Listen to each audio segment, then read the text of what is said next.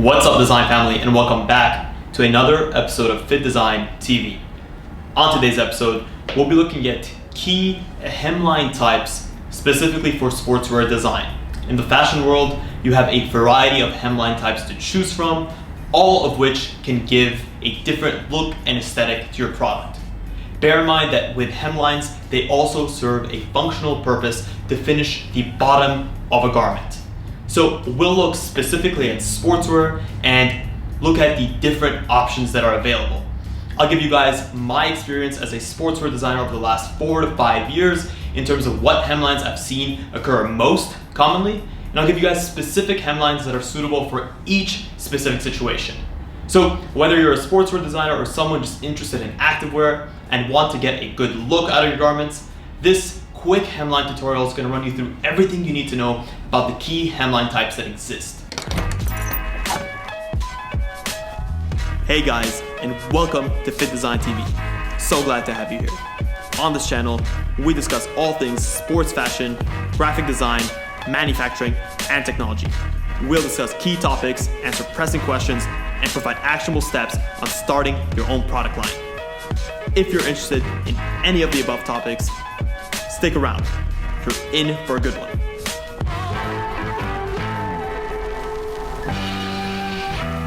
Before we get into it, we'll first need to look at what a hemline is. Well, the hemline is the lower edge of a garment. So on a t-shirt, it's essentially the lower edge of your t-shirt, and we've done a separate video that runs you guys through the different ways to stitch or to finish hems. You obviously have your double needle stitch, your single needle stitch, you have your turned in hems, you have your piped hems, your bound edge hems, your raw edge hems. We've done a separate video on this that goes through the key points that you guys will need to know, but just know that when I refer to a hemline here, I mean the bottom edge of a garment. On a skirt, that's the bottom of the skirt. On a t-shirt, that's the bottom of a t-shirt. We'll start off with one of the most common hemlines out there that applies to pretty much every sector of fashion, not just sportswear, and that's the straight line hem. The straight line hem is exactly like the name suggests. It's where the bottom hem is completely parallel to the ground or perpendicular to your side seam if you have a straight up and down side seam.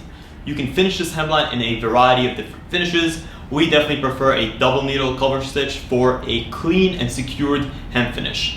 This type of hemline is suitable on all types of garments, from crop tops to performance t-shirts to standard casual tees, but we do notice that it's most functional for gym-based or performance-oriented items.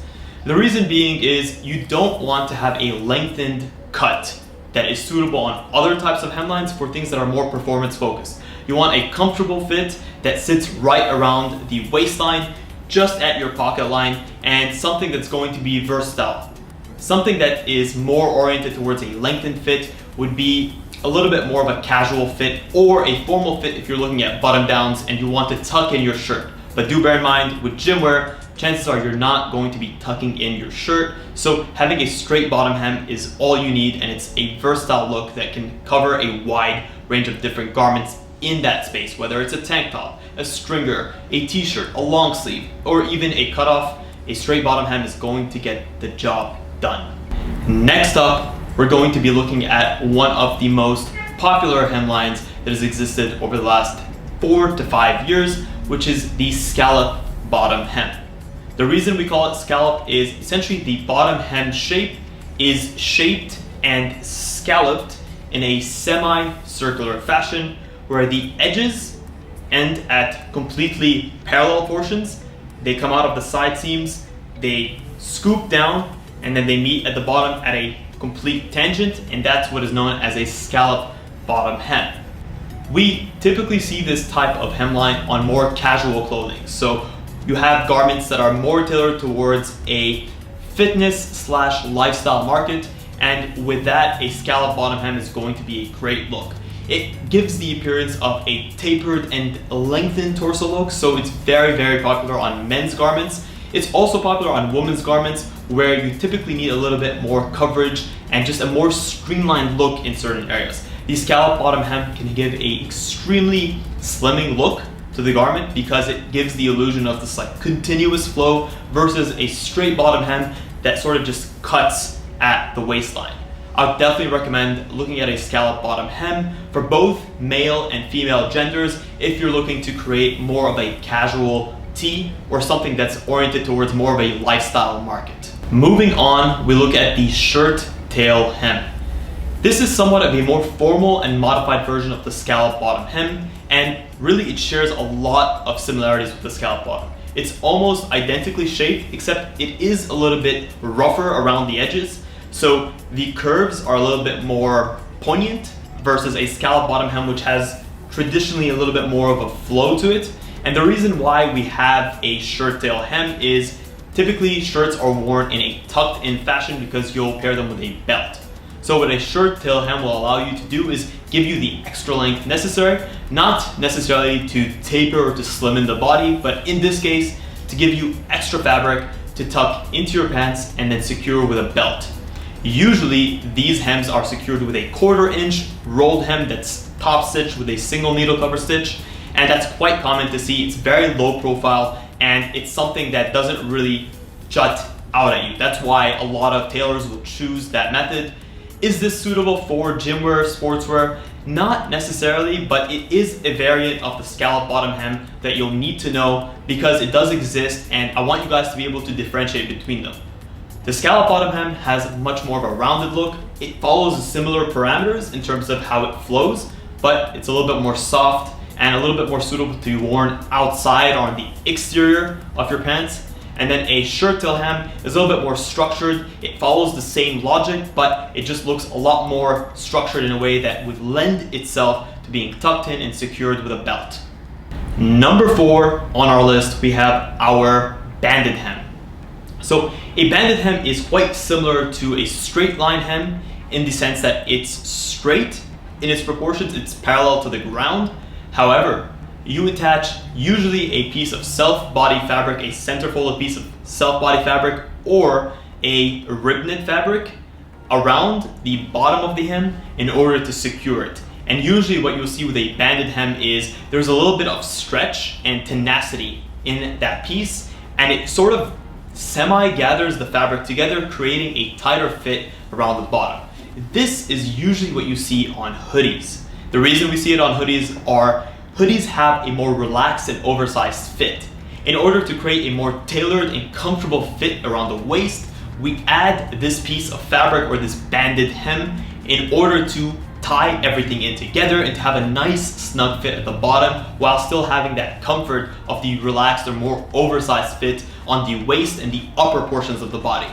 You typically see this type of banded hem on pullover hoodies, especially the more oversized fits, to sort of tie everything in together and to make sure that the silhouette of the garment is quite neat, and it's also suitable for training purposes. Think about this. If you have a relaxed style garment and you have excess fabric flailing all over the place and you're using your hoodie to warm up, you're either on the Stepmaster or you're walking on the treadmill, you definitely don't want this excess fabric hanging out. So what companies will do is they'll create a very nice and snug fit and then have the garment poof up from the upper portions. I definitely recommend a banded hem if you're looking at nicely fitted pull over hoodies. Number 5 on our list is our baseball hem. Again, here we're bringing back the more rounded look for our bottom hemline, and this hemline gets its name from the baseball space because it's quite typical on baseball jerseys.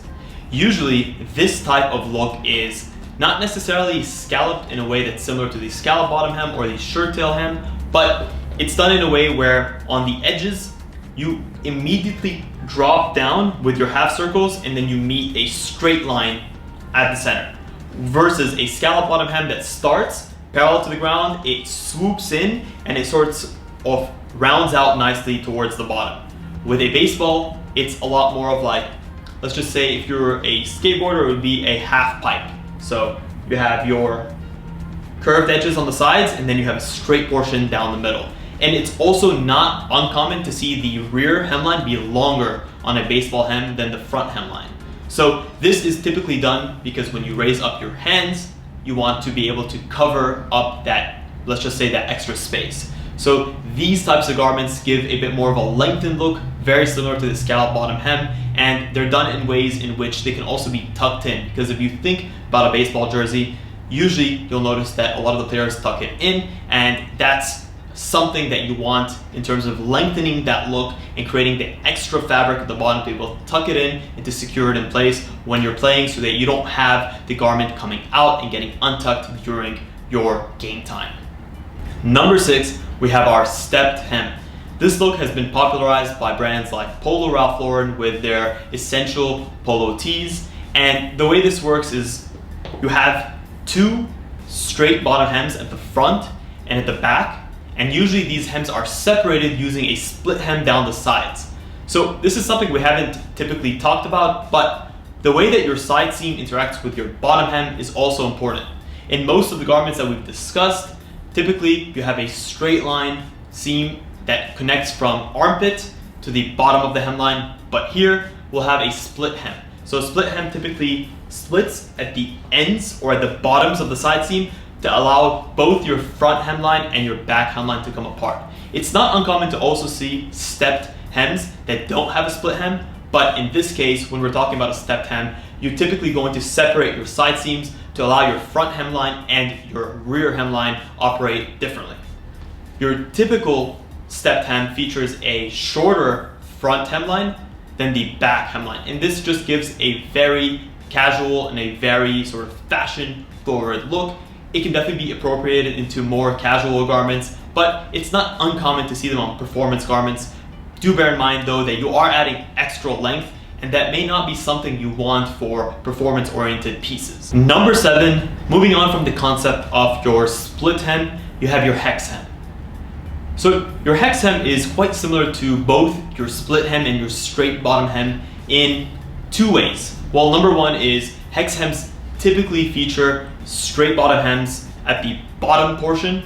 However, towards the sides where they meet the side seam, you end up having an angle. Typically that angle is around 20 to 30 degrees when considering it from the side seam. If the side seam is your parallel, you come out around 15, 20 to 25 degrees, and that creates this hex look. So the hexagon is obviously the shape, and that's why this type of hemline gets its naming or its structure from.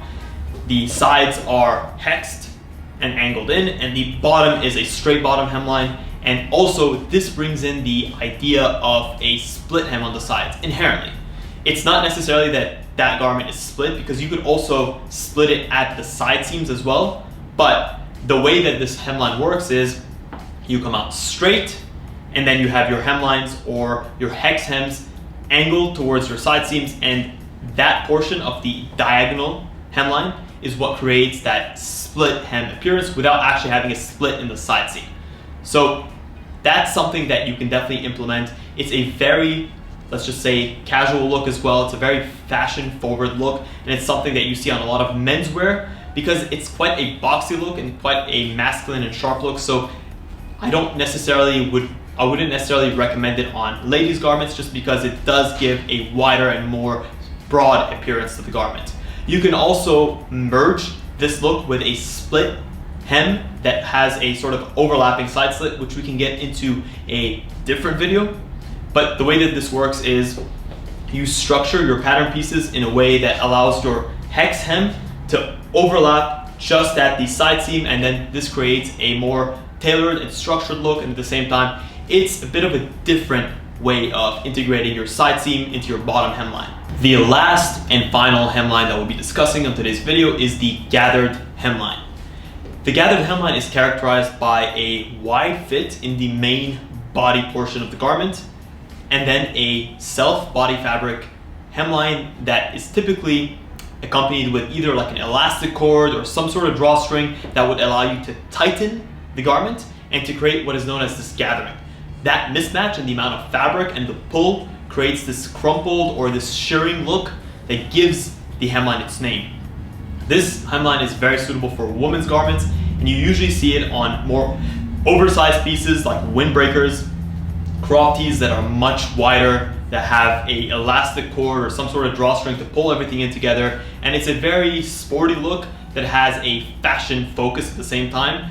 I'd definitely recommend it for women's loungewear, for women's oversized garments that are hitting at around the crop hemline. It's just a very chic and trendy look that can be implemented on a variety of different garments, and it does have a functional kind of look when it is applied onto windbreakers, where you want to tighten up the bottom, you want a more relaxed and loose fit up top, but you want to tighten up and seal the garment in up against the skin so that no water gets in or no wind gets in. So definitely this gathered hemline gives you the ability to seal in your hemlines and just keep everything water and airtight. So in order to recap quickly, in this video we looked at 8 key hemline types to consider for both sportswear and activewear design. We started off by looking at the straight bottom hem, which is suitable for more performance-oriented items. We looked at the scallop bottom hem, we looked at the shirttail hem, the banded hem, the scallop bottom or the baseball modified hem. We also looked at the stepped hem, the hex hem, and finally the gathered hem. There are no right hemlines for a specific garment type, but the goal of this video is to introduce you to the world of variety that's out there. And of course, more hemline types exist, especially as you broaden your fashion focus, but I wanted to give you guys a way to get started.